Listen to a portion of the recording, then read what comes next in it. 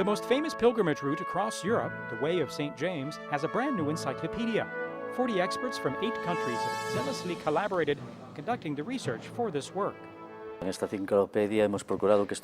this encyclopedia, we have ensured that the entire universe is Jacobean in every way.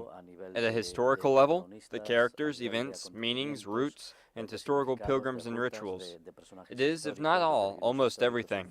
The Jacobean world has a historical dimension. The pilgrims that arrived in Santiago came from all over Europe.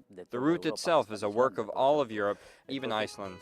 The encyclopedia explains, among other things, the meaning of botafumeiro, the typical dress of the pilgrim, and the history of each of the rituals that have sprung up around the Way of St. James. Rites have emerged in the past and are still emerging. I think this is one of the more interesting things collected in the work.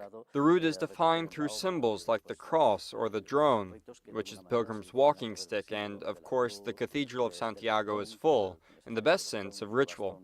The most significant thing is the embrace of the apostle.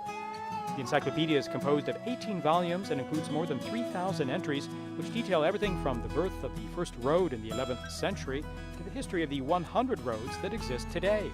Pope Benedict XVI received a copy a few days before his trip to Santiago.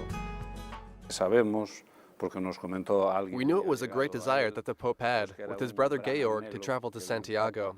When we gave him the encyclopedia, he told us the news that the trip had to be done soon, and literally told us to use it to plan for his trip.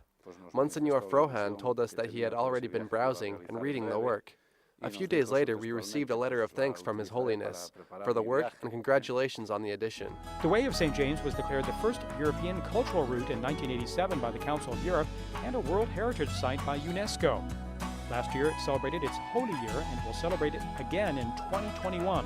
In addition, this year marks the 800th anniversary of the consecration of the Cathedral of Santiago, one of the world's most beautiful churches.